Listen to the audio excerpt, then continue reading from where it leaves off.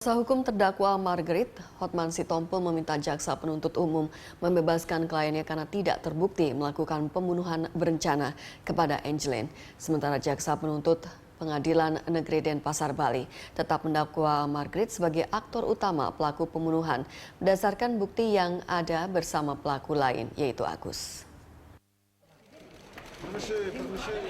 Sidang perdana kasus pembunuhan Angelin dengan terdakwa Margaret, ibu angkat korban, dipimpin Ketua Majelis Hakim Edward Harisinaga dengan agenda pembacaan dakwaan dari jaksa penuntut umum. Di dalam dakwaannya, jaksa menyebut Margaret menjadi aktor utama pembunuhan berencana bocah Angelin berdasarkan bukti forensik berupa temuan penyebab kematian korban akibat benda tumpul. Margaret didakwa pasal 340 KUHP tentang pembunuhan berencana bocah kelas 2 SD tersebut. Kuasa hukum Margaret, Hotman Sitompul, langsung menanggapi dan keberatan atas dakwaan jaksa dan meminta kliennya dibebaskan dari dakwaan.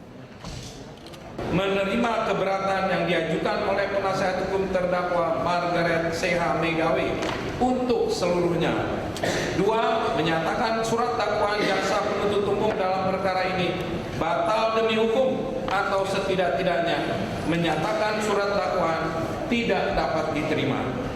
3. Memerintahkan agar terdakwa Margaret C.H. Megawe segera dilepaskan dari tahanan.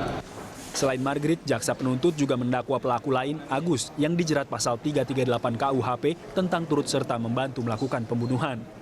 Sementara itu, kuasa hukum terdakwa Agus, Hotman Paris, tidak mengajukan eksepsi dengan alasan pasal yang dikenakan pada terdakwa Agus hanya pasal 338 KUHP tentang turut serta membantu melakukan pembunuhan. Bahwa pada jenazah anak perempuan berumur sekitar 8 tahun yang sudah dalam keadaan membusuk atau penyambunan ini ditemukan luka-luka dan pendarahan di dalam otak yang disebabkan oleh kekerasan tumpul. Ditemukan juga luka bakar pada punggung kanan yang sesuai akibat disulut api rokok. Sebab kematian anak ini adalah kekerasan tumpul pada kepala yang menimbulkan pendarahan otak. Perbuatan terdakwa diatur dan diancam pidana sebagaimana dimaksud dalam pasal 340 KUHP. Sidang Angelin akan dilanjutkan pekan depan dengan pemeriksaan saksi-saksi. Tim Liputan Berita 1.